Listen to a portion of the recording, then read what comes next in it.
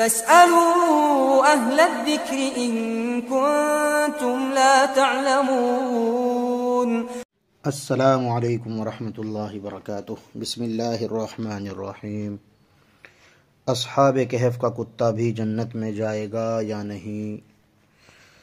حضرت مفتی صاحب، اصحاب کہف کے بارے میں نے لوگوں سے سنا ہے کہ ان کا کتا بھی جنت میں جائے گا، اور کچھ لوگ یہ کہتے ہیں کہ اللہ اس کتے کو انسانی شکل دے کر جنت میں دخول کرے گا۔ یہ بات کہاں تک درست ہے؟ وضاحت سے فرمائیں۔ اصحاب کہف، ان کی تعداد کے بارے میں بھی اختلاف ہے، اور اسی طریقے سے ان کی جو اب کیفیت ہے اس کے بارے میں بھی مستقل اور بالکل کھلے انداز سے کہیں پر بھی بات سامنے نہیں آتی ہے۔ لیکن کچھ لوگوں نے ان کے کتے کے بارے میں بھی اختلاف کیا، کسی نے کہہ دیا جی شیر ہے، کتا نہیں ہے۔ بہرحال وہ لوگ بڑے متقی تھے، اور وقت کا جو بادشاہ تھا، ظالم، مشرک اور کافر، اس کے خلاف وہ لوگ کھڑے ہو گئے تھے۔ تو اللہ سبحانہ و تعالیٰ سے انہوں نے دعا کی، خروج کیا۔ بہرحال ایک لمبی داستان، لمبی تفصیل ہے۔ سوال میں تو ان کے کتے کے تعلق سے پوچھا گیا ہے، وہ لوگ جنت میں جائیں گے، کیا ان کا کتا بھی جنت میں جائے گا یا نہیں جائے گا؟ دارالعلوم دیوبند، جو ہمارا مرجع ہے اور مرجع الخلائق ہے، اس کے فتوے کو دیکھتے ہیں ہم۔ وہ کہتے ہیں، جواب سنیں اس کا، بسم اللہ الرحمن الرحیم۔ اصحاب کہف کا کتا بھی جنت میں جائے گا۔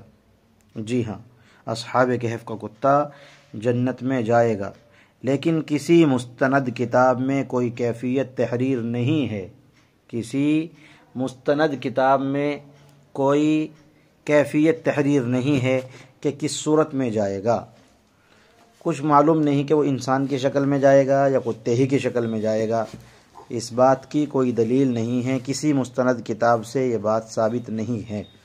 آگے انہوں نے پھر اس کا حوالہ دیا ہے، الاشباح والنظائر، یہ کتاب ہے، اس کی جلد نمبر 3 اور صفحہ نمبر 239 پر یہ عبارت لکھی ہوئی ہے، اور لیس من الحیوان من يدخل الجنة الا 5 کلب اصحاب الکہف الی آخر۔ واللہ تعالی اعلم۔ دارالفتاء دارالعلوم دیوبند۔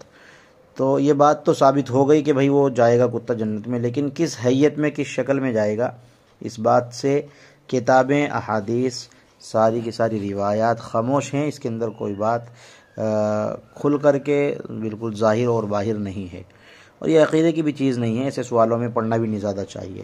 اللہ تبارک و تعالی ہمیں دین کی صحیح سمجھ عطا فرمائے، اور صحیح سمجھ کے ساتھ اعمال صالحہ کی توفیق عنایت فرمائے۔ السلام علیکم ورحمۃ اللہ وبرکاتہ۔ فاسألوا أهل الذكر إن كنتم لا تعلمون.